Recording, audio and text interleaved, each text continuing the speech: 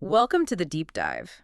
Today we're going into, well, one of the most vivid and debated sections of biblical prophecy, Revelation, chapters 12 through 14. Right.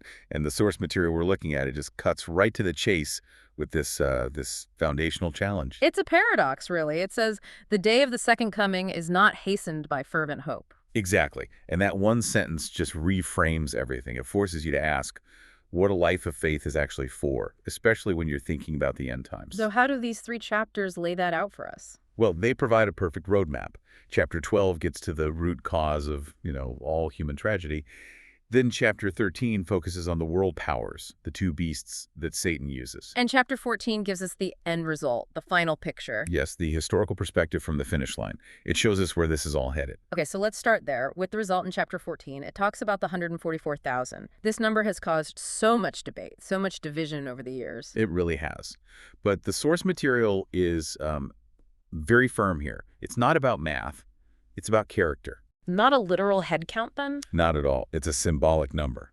It doesn't refer to just one ethnic group or some exclusive cult that claims ownership over it. So who are they? They're all the saints. Every person of faith throughout all of history who lived a life of obedience to God's word. The ones who followed the Lamb wherever he went and didn't, get polluted by the world's culture. That emphasis on faithfulness seems to lead right into the next big point, which is about timing. It seems like there's a major prerequisite for the end. This is where it ties right back to that opening paradox. In chapter 14, it says the hour of judgment only comes after one thing happens. After the eternal gospel is proclaimed everywhere. To every nation, tribe, language, and people. The news that this world has fallen, but God's kingdom is real, and we're its citizens. So what does that mean for us, then, in our daily lives? It means you can't just wish for the end to come quickly, because things are hard. The lesson is that you have to willingly live as a point in God's history until that mission is complete. That really changes your perspective. It makes the mission absolutely central. And speaking of the stakes, that brings us to the enemy, Babylon the Great. Right. And what's fascinating is its scope. I mean, yes, historically it pointed to the Roman Empire. But it's bigger than that. So much bigger. It's symbolic of any entity in any age that opposes God. It's the whole system built on greed and desire going all the way back to the Tower of Babel. And the source points out something really profound about the language used here. It does. The angel doesn't say Babylon will fall. He proclaims that Babylon has fallen.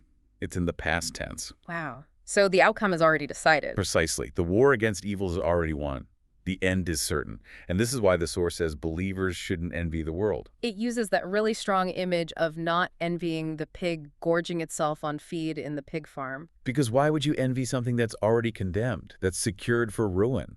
We already have the certainty of victory. So let's bring it all together. If the victory is secure and we can't speed up the end with our prayers, what is our mission today, right now? It's actually very simple.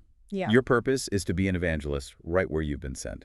In your home, at your job, with your friends. So it's not about some grand, visible accomplishment. Not at all. True sainthood is about radiating the fragrance of Christ. It's about helping others find the way to life through him, just by living obediently day by day. Living as light and salt. That's it. You live by the value of the word, knowing the final victory is already in the bag. So as we wrap up, it seems like the ultimate thought to leave everyone with is a personal one. I think so. It's a question for you to reflect on. If the victory of God's kingdom is already a done deal, what's the one single thing in this lost worldly kingdom that you're still surrendering to? Something to think about.